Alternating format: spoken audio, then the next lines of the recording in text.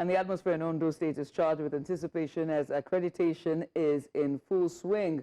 And that we know for a fact, as reports are trickling in of activities in some areas, while delays might be noted soon, but we'll find out quickly when we patch on with our reporters who are on ground, just monitoring the situation there and also speaking with voters. And we'll bring you all that report in due time. Now, we know that 16 political parties are vying for the coveted position of the governor and deputy governor of the state. Now, this promises to be one of the most contested elections. We've never seen anything like it for Ondo State, or even for any gubernatorial election in a long while. So join us as we, delve into the numbers and the dynamics that will be shaping this very crucial poll for the indigents of Ondo State. Yes, indeed. So as activities continue across Ondo State, the issues of security, like we've discussed from before, has emerged plenty of times. And it's a very significant issue.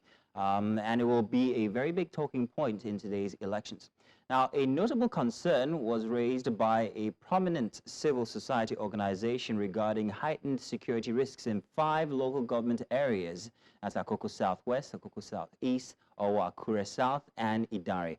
Now, these areas have been flagged due to reports of increased political tension and possibility of violence during the election process.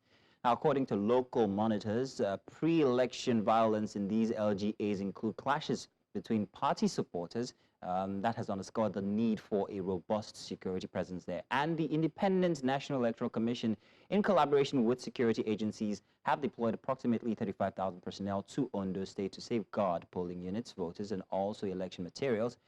This effort includes the deployment of armed officers to identified hotspots to maintain law and order. Despite these measures, concerns, still persist. Residents in the affected LGAs have expressed mixed feelings about the adequacy of the security being provided for them.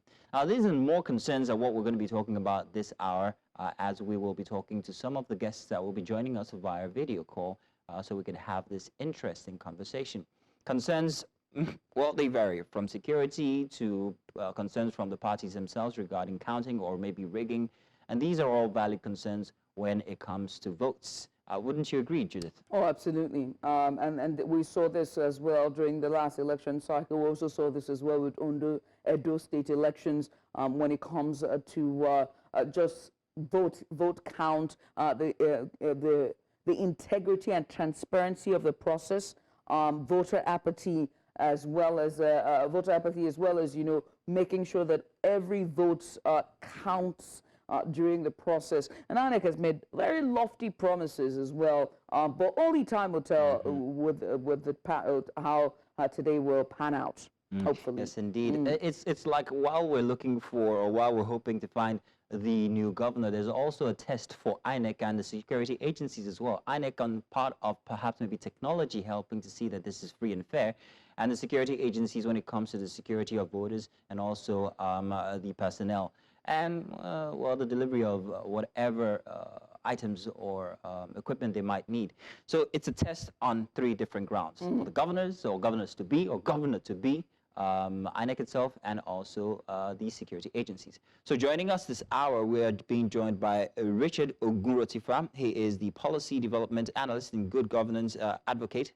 Rotifa, you are welcome. Thank you very much for joining us this hour. Yeah, good morning. Yes, indeed. So we were just talking about some of the concerns by the voters and also perhaps maybe those who are waiting to be voted for. What would you say is the major concerns on both sides?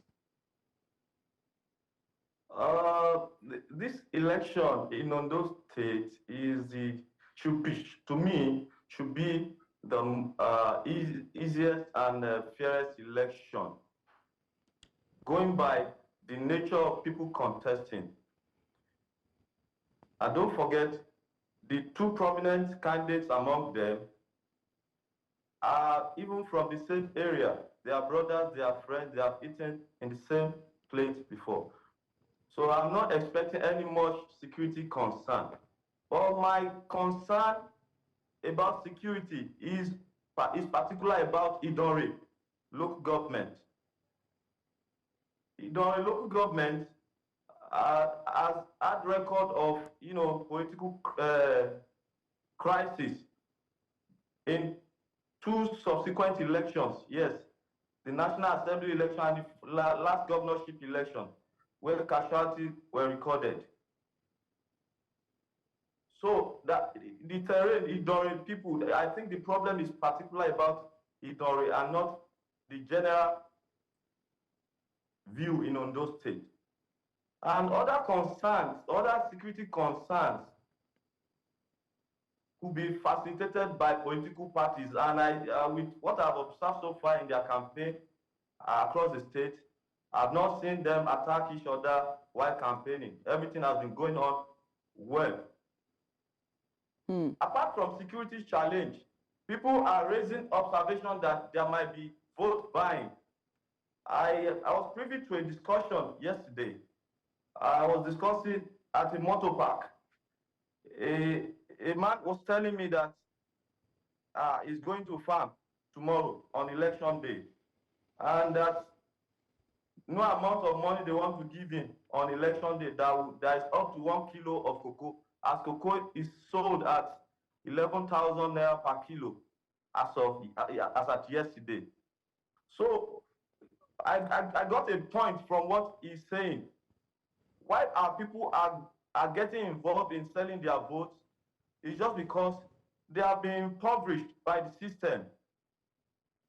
They are being impoverished by the system, and that if they had hope, they wouldn't sell their franchise. That is the concern. Now, what the government should do in this regard should make life meaningful for an average citizen. If that man would have such orientation, it means he has been selling votes in time past, but this year, cocoa is selling at a very high rate, and that he has no need to sell his vote. He said, how much are they going to give me? At worst, 10,000 naira to sell my vote. Then, of what gain? This is what I can gain. This is what 1 kilo of cocoa can offer me. It means if every citizen has what to do to earn living, the politicians will not even approach us to sell our votes. So clearly, this is Richard. Just so we put this into context. So clearly, this is an issue of, you know, when you look at this in terms of whether it's vote buying or the soaring cost of living crisis. One thing is certain: everyone is going through an economic downturn one way or the other, and so that's pretty much a crucial matter on the ballot paper, right? And if you're saying that security is not so much on the ticket, besides it's not as crucial as the economic downturn. What then would the indigents of Ondo want to see in terms of the economy of the state? Is it industrialization? Is it more mechanized farming in terms of agriculture? What do they want to see for the state? Yes. The people of Ondo State are clamoring for a knowledge-based economy. Now we are tired of all this education we achieve, our educational attainment that is not taking us anywhere. We see PhD holder in this, PhD in that. Of what relevance? What have they invented? It is time we embrace what is impracticable in other Western world. Modern apprenticeship is what we should embrace now. Enough of all theoretical classroom activities. You can be a university graduate, but the program will be a full-fledged practical program. It is time for both state ministry of education and federal ministry of education to work with captains of industry. For example, in Lagos State, where we have Dangote refinery, statistically, 80% of the workers in Dangote refinery are expatriates, because most of our youth does not have the intellectual, the wherewithal on how to handle issues relating to oil and gas in the practical world. But theoretically they know it, but doing it in practice is another problem. What I think is a modern apprenticeship program should be set up both in agriculture, in oil and gas, in hospitality, and so on, so that by the time you are graduating from your work, from school, you already have work experience. Right. Now, how does it work? Let us let the Ministry of Education collaborate with Dangote refinery, for example. let them start a BSc program or BTech program that is fully practical. Then in the program, you'll be learning from the expatriates who came from India, UK, any country of the world, working in the refinery. From there, there'll be sometimes theoretical class once in a while. Then this will equip youth on the real-life practical work. So also in farming. Now, we cannot even produce machineries on our own to do farming activities. The allocation of a local government in Nigeria is not enough to procure machines, tractors, mowers, and other farming tools that could enhance mechanization of agriculture. And that is why you see that there is food shortage in town today. Okay. The food shortage is just because we have too many people in agriculture. When you have too many people in agriculture, it means the process is not mechanized. One person can... Ogun Rotifa, I have to say, Ogun Rotifa, I beg your pardon. Apologies for that. I do have to say that saying that there are too many people in agriculture, I beg to differ because we need more people. We need more people. Thank you so much. We need more people in agriculture. Yeah, but Richard, just hang on. Just hang on a second. We have an update from INEC here. The commission I just put out a statement. This is regarding the Labour Party. So I have to put this out there. The commission was yesterday, which was on the 14th of November, served with the certified true copy of the judgment of the Court of Appeal, which set aside the judgment of the Federal High Court, Abuja Division. Now, in the suit, they had on 27 September 2024 ordered the commission to accept Olushola Ebisheni as the candidate of the Labour Party for the 2024 Ondo State governorship election. However, in the appeal with the reference number CAABJCV 1172-2024, filed by the Labour Party, the Court of Appeal Abuja Division has struck out the judgment of the Federal High Court for lack of jurisdiction. And in obedience to the court order, the Commission has restored Olorunfemi Ayodele Festus, whose name was first published as the Labour Party candidate for the 2024 Ondo State governorship election and uploaded same to their website for public information. That's a note now that the running for Labour Party is now Olorunfemi Ayodele Festus. He is now the Labour Party candidate for the 2024 Ondo State governorship election. I think we're going to be having a conversation on this and the impact on voters' decisions later on in the show. But we had this conversation last week, if you remember, Judith, where we had two members of the LP party come discuss that and the effect that it has on the electorate. Well, we're going to touch on that. But Richard, I want to ask and circle back to security. You said something about Idare in the last elections and how this is a hot spot each election. My wonder is what exactly sparks off the violence there in Idare particularly? And if you compare the measures that were put in place in these previous times to the measures that are being put in place now, 35,000 personnel deployed to Ondo State, how does it compare? Do you think that there's going to be anything different? Is it adequate, I guess? The problem usually escalates from overzealous supporters. In the real sense, you will not see a political candidate that will give instruction to his supporters to kill each other. But some people attach unnecessary emotions to election. And that is why sometimes they are more Catholic than the Pope himself. Now, in Idori, I remember vividly, during the campaign of Honorable Adesoye Asmo-Alaji, when he was contesting for House of Rep under SDP then, one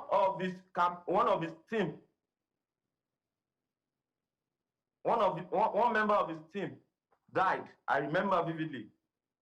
Then in Governor Akeredolu's second term election, during campaign 2, I think one person died in that same Idori.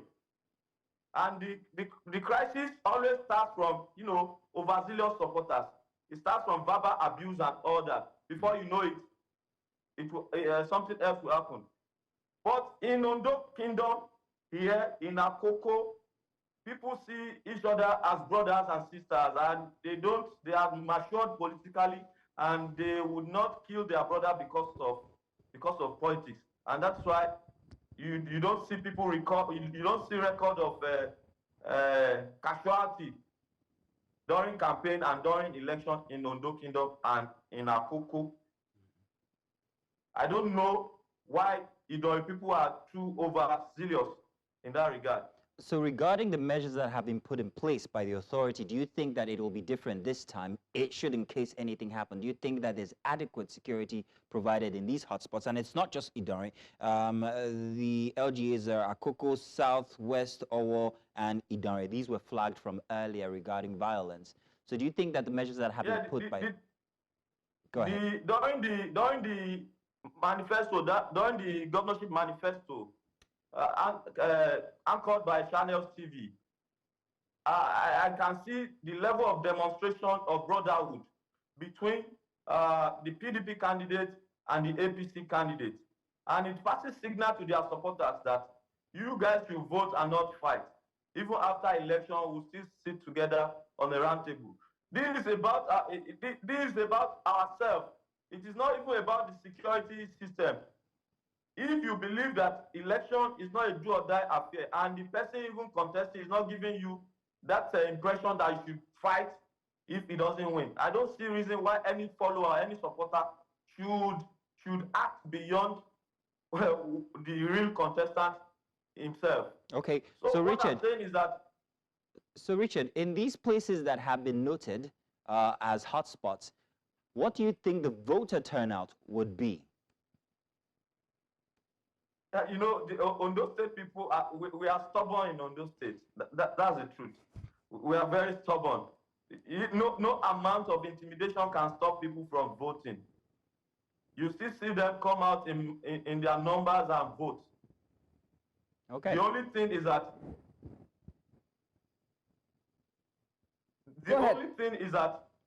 you won't see them having unnecessary altercation. People will come out gently, vote, and go back to their house. There is no threat of any kind that will stop any Ondo State person from coming out to exercise his own rights. Now, let's talk about pre-election violence. We've seen instances of pre-election clashes between party supporters, as you've highlighted. Do you think that it will play in the credibility of the election? Would it influence the credibility of the elections? Well, we need to understudy the nature of the violence. Is it politically motivated? Is it a normal, you know, we must not rule out courtism activities during this period. Some people who want to retaliate of what a court group have done for their group in time past will hide under this election period and perpetrate their evil. Some of these issues might not be politically motivated. It might be an occultic issue that they are looking for an adequate time to strike back. So that's what I want you to understand in this conversation. They are looking for an appropriate time to strike back. And we should not, when we give the public an impression that it's a politically affiliated crisis, then they will still come out and do more. Then who are those people who perpetrated this crisis, this evil? Are they not in the society? What is the security agencies doing in making arrests? So when we make arrests, then investigation will be conducted on who sent him, why he did that, and all that. And by the time you see when investigation is conducted, you see your thought might be totally different from his thought and why he perpetrated such evil. But what I see is that during election period, any crisis that happens, the security agents will just turn dead ear to it. Instead of taking proactive action and arresting people involved, they will say it is election period. This is an impression we need to correct. Whether it is election period or not election period, if you commit crime, you must be made to face the law. The law is a respecter of no season. The law is a respecter of no season, is a respecter of no person. And that when it does not matter whether the crisis took place during election period or after election period or before election period. Whoever killed or whoever caused any violence should be made to face the law. All right. We do have another guest joining us, Feiwa Emmanuel. He's the Director of Policy and Strategy at Southwest Coalition of Young Compatriots in Africa. Feiwa, if you're there, a very good morning to you.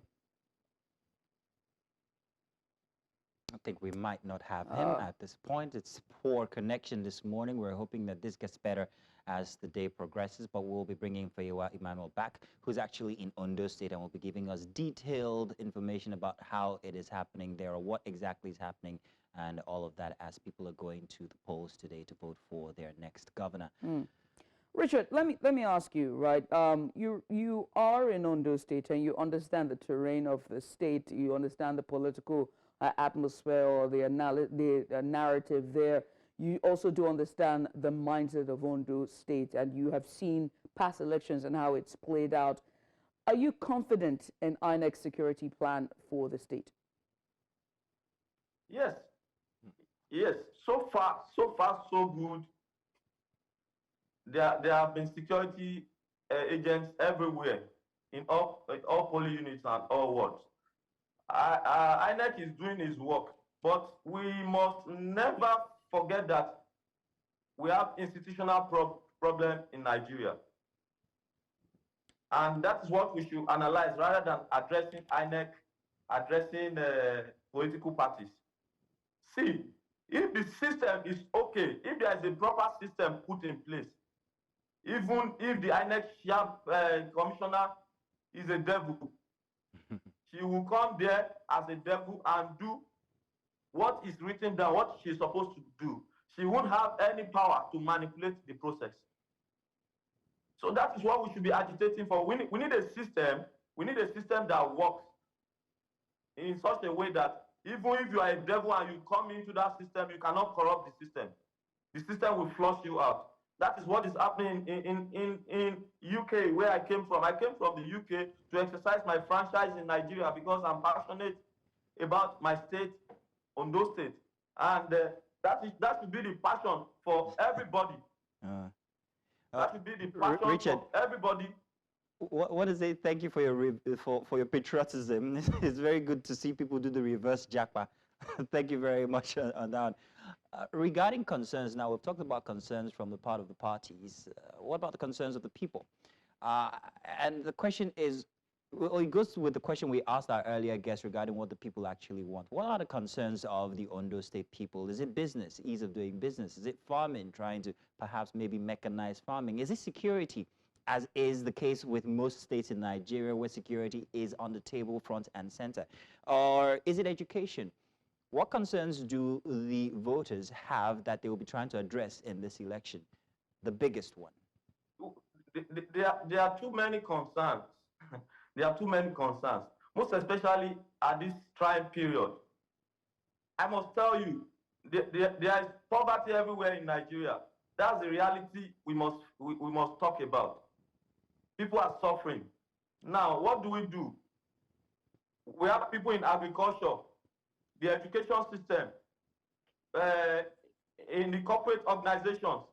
There are ways government could intervene and that people will be happy paying their taxes and doing their businesses. Now, that was what I was analyzing the other time before the update came in about Ondo State Labour Party candidate. Now, what do we do in this situation? Agriculture, for example. It does not take government anything to support the local government by procuring a number of tractors that will help the local farmers to engage in mechanized agriculture. That will increase food production and security in the state. Education, as it stands now, I think tuition was introduced in secondary school I think both primary and secondary school, some times ago, it used to be free shuttle and everything. That's the only way you can help the poor masses to cushion the effect of this economic recession and hardship they are currently facing. Now, what do we do to make our education work very, very well?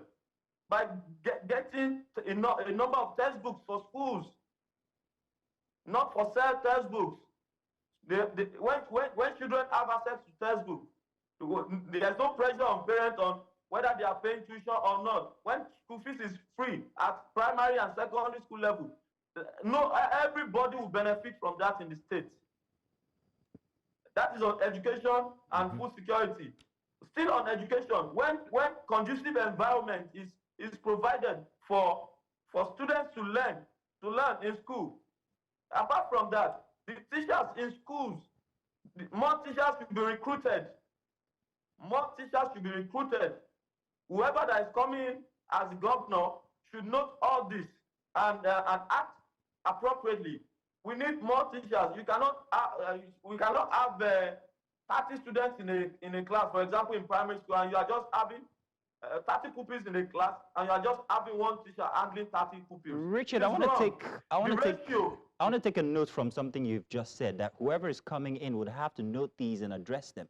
But you don't know where you're going unless you look back from where you're coming from. So let's ask regarding the incumbent governor.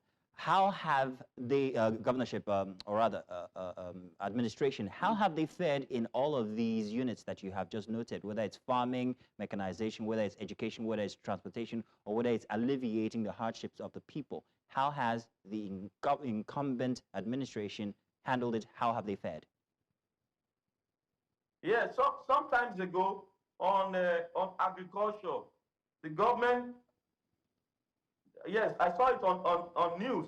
The government actually distributed farm farm implements and input for farmers so that there will be food production in the state. But that is not enough. We need to bring expatriates into the system. We need to bring expatriates into the system and teach us how it is being done over there so that we can have food production. And then I also remember that the government has taken some stance against extortion in schools, in secondary school and primary school, whereby schools will be telling students that if you want to buy your uniform, you want to buy your textbook, you must buy it from school. The government made a clear stand that allow the students to buy their uniform and textbooks from wherever they want to buy it. Yours is to ensure that they have it. You are not supposed to force it on them. And at the end of the day, the schools end up exploiting the students and the pupils. This extortion has stopped ever since the government made a clear stand. We just need a principled leader who can stand firm and say, this is what we want. When the governor says, I don't want to, you will see everybody will silence. When that thing has been criminalized now, no, I have not seen any record of any school forcing it on the students again. Now, on infrastructure, I went to Akoko when I came back, because I'm from Akoko, but I'm based in Ondo town. Richard, I went to Akoko. I saw the level of development. Richard, there. Let me pause you for a second there. We're going to come back to your submission, but very quickly, we've been informed that Feiwa Emmanuel is back. Feiwa Emmanuel, Director of Policy and Strategy, Southwest Coalition of Young Compatriots in Africa.